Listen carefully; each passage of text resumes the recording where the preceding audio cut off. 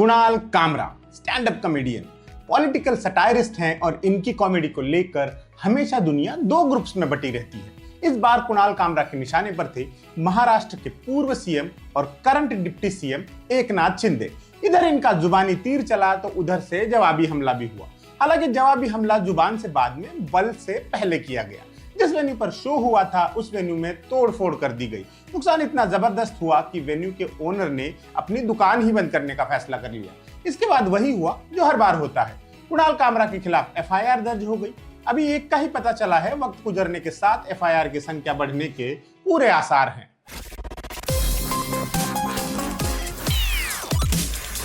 पर कुणाल कामरा ने ऐसा क्या कहा कि इतना बवाल हो गया, बताते हैं। अगर आप किसी स्पेसशिप में थे और अभी अभी धरती पर लैंड हुए हैं तो जाहिर है आपको पता नहीं ही होगा। बाकी भारतवर्ष में तो सबको पता चल गया है। खैर, मुंबई के खार इलाके में स्थित दी हैबिटेट कॉमेडी क्लब है। यहाँ पर कुणाल कामरा का शो हुआ। उन्होंने अपने स्टैंड अप में साल 2022 में हुए शिवसेना के बंटवारे पर कमेंट्री की। इसके लिए कामरा ने फिल्म दिल तो पागल है के भोली सी सूरत गाने की पैरोडी बनाई। इस पैरोडी में कामरा ने एकनाथ शिंदे के लिए गद्दार शब्द का इस्तेमाल किया। इसके साथ ही कमेंट किया कि नेपोटिज्म हटाने निकले थे, किसी का बाप चुरा लिया। यहाँ शॉर्ट में कॉन्टेक्स्ट बता देते हैं कि 2022 में एकनाथ शिंदे की बगावत के चलते उद्धव ठाकरे को मुख्यमंत्री पद से इस्तीफा देना पड़ गया था। शिंदे ने बाद में बीजेपी के साथ मिलकर सरकार बनाई और अपनी शिवसेना के ही असली शिवसेना होने का दावा ठोक दिया।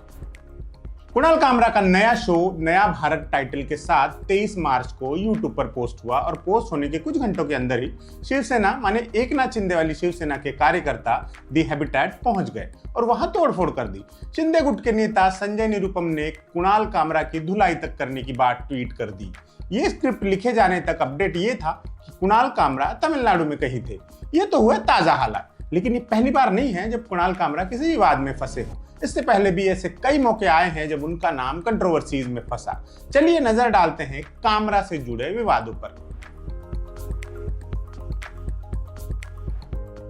ओला के साथ कुणाल कामरा का विवाद हाल के समय के सबसे चर्चित विवादों में से एक रहा है। जिस शो पर बवाल मचा है उसमें भी कुणाल कामरा ने ओला का जिक्र किया है। दरअसल पिछले साल कुणाल कामरा ने ओला इलेक्ट्रिक के बैकलॉग को लेकर सवाल उठाया था।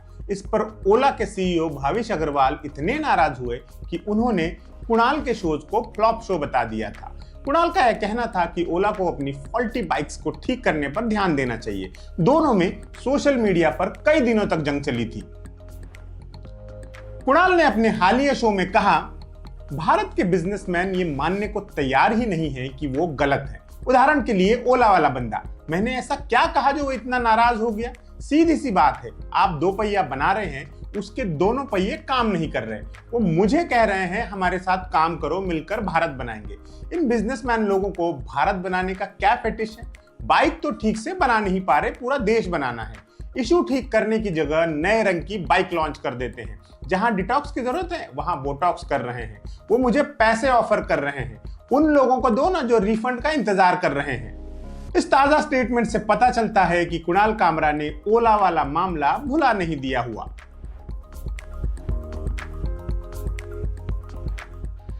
कुणाल कामरा जोमैटो, ब्लिंकिट जैसे क्विक डिलीवरी प्लेटफॉर्म्स के काम के तरीकों पर भी सवाल उठाते रहे हैं। कुणाल कामरा का कंसर्न इन प्लेटफॉर्म के लिए डिलीवरी करने वाले कर्मचारियों को मिलने वाली सुविधाओं और सैलरी से जुड़ा है। इसकी शुरुआत हुई जून 2024 में। 13 जून 2024 को जोमैटो के फाउंडर दीपेंद्र गोयल ने ट्वीट किया कि जोमैटो ने मुंबई में सबसे बड़ा फर्स्ट एड ट्रेनिंग सेशन आयोजित किया। 4300 डिलीवरी पार्टनर्स ने हिस्सा लिया और गिनीज बुक में नाम दर्ज किया। इसके साथ ही गोयल ने बताया कि जोमैटो के 30,000 से ज्यादा डिलीवरी पार्टनर्स फर्स्ट एड देने के लिए प्रोफेशनली ट्रेंड है। इस पर कुणाल कामरा ने पूछा था कि क्या आप ये बता सकते हैं कि आपके साथ कितने डिलीवरी पार्टनर्स काम करते हैं और पिछले 3 महीने की उनकी कमाई और काम के घंटों का औसत क्या है?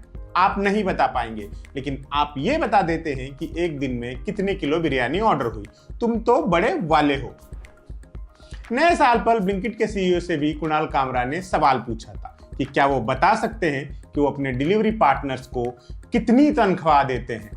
उन्होंने इन क्विक कॉमर्स प्लेटफॉर्म्स की तुलना उन जमींदारों से की थी जिनके पास अपनी कोई जमीन नहीं है। इसी साल 12 मार्च को जोमैटो ने ट्वीट किया, कुछ लोग डिलीवरी पार्टनर्स को रेटिंग देना स्किप कर देते हैं, वही लोग इस बात से दुखी होते हैं कि उनके काम को पहचान नहीं मिलती। इस पर कुणाल कामरा ने तंज किया था। कुछ लोग मिनिमम वेज और सोशल सिक्योरिटी देना स्किप कर देते हैं, वही लोग तब दुखी हो जाते हैं जब उन्हें जेल हो जाती है।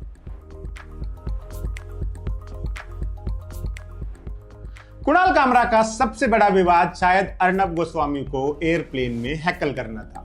जनवरी 2020 में कुणाल कामरा और अर्नब गोस्वामी इंडिगो की फ्लाइट में सफर कर रहे थे। इस दौरान कुणाल कामरा ने अर्नब गोस्वामी की पत्रकारिता पर सवाल उठाए।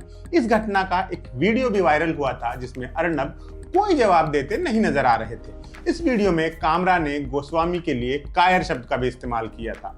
वीडियो सामने आने के बाद इंडिगो ने कामरा पर 6 महीने का बैन लगा दिया था।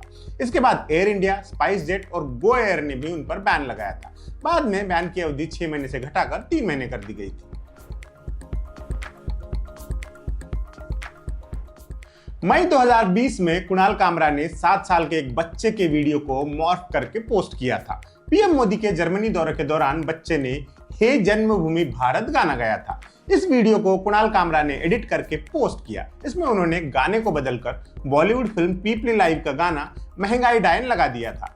इस मामले में बच्चे के पिता ने कामरा को कहा कि वो अपनी राजनीति से उनके बच्चों को दूर रखे। कामरा ने सफाई दी थी कि वो बच्चे का मजाक नहीं उड़ा रहे थे। इसके बाद राष्ट्रीय बाल संरक्षण आयोग ने इस पूरे मामले का संज्ञान लिया था और ट्वीट हटाने को कहा था। कामरा ने ये ट्वीट हटा भी दिया था।